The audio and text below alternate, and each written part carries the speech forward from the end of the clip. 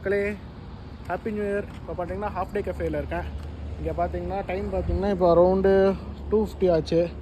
இங்கே half day கஃபேயில் ஒரு சம்பவம் ஆகி போச்சு. ஹாஃப் டே கஃபேயில் இல்லை, ஐ மீன் ஹைவே இல்லை, அவினாசி டு விஜயமங்கம் இன்டர்மீடியட்டில் கரெக்டாக ஹாஃப் டே கஃபேக்கு முன்னாடி என்னாச்சும் ஷிஃப்ட்டுக்காரு நேராக வந்து இந்த இடத்துல ஓவர் ஸ்பீடாக வந்து இந்த இடத்துல இறக்கிட்டாங்க.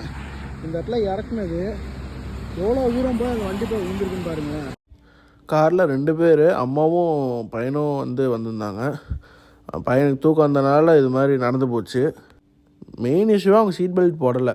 நைட் ட்ரைவ்லாம் சேஃபாக பண்ணுங்கள். இல்லை இதெல்லாம் ரொம்ப ரிஸ்க்கு. இங்கே பாருங்கள் வண்டி எங்கே விழுந்துருக்குன்னு பாருங்கள். அவன் கரெக்டாக ஒரு 2:30 அந்த ரேஞ்சு கரெக்டாக இருக்குது. நான் லைவாக பார்த்தேன் அங்கேருந்து.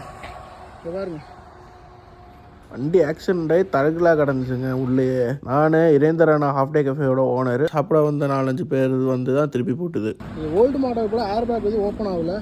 ஹாஃப் டே கஃபே பாருங்க எங்கே இருக்குது, இந்த மேலே லைட் தெரியுதுல்ல, அதுதான் ஹாஃப் டே கஃபே. அங்கேருந்து வண்டி இறங்குனது இங்கே நின்றுருக்கு. அரௌண்ட் ஒரு 100 மீட்டர்ஸு வண்டி இழுத்துட்டு இங்கே இறங்கிருச்சு. ஸோ இதெல்லாம் ரொம்ப ரிஸ்க்கு. நைட் டைமில் ஓட்டுற மாதிரி இருந்தால் மேக்ஸிமம் தூக்கம் வந்தால் தூங்கிடுங்க.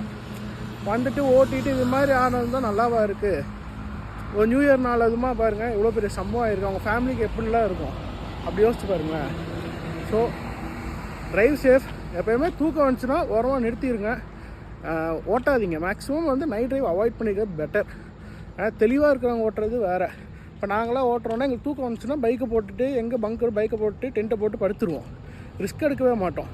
பட் இவர் தூக்கத்திலே ஓட்டிடுறது. அரௌண்ட் 140+ வந்துட்டார். வந்த உடனே ஒரு வீல் மண்ணில் இறங்கிச்சு, முடிஞ்சு. அப்படியே இங்கேருந்து தள்ளிக்கிட்டு அங்கே போய் விழுந்துரு சண்டி.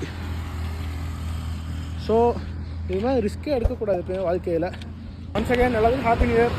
இந்த வருஷம் உங்களுக்கு நல்லா வரதை நான் வேண்டிக்கிறேன். ஓகே மக்களே, பாய்.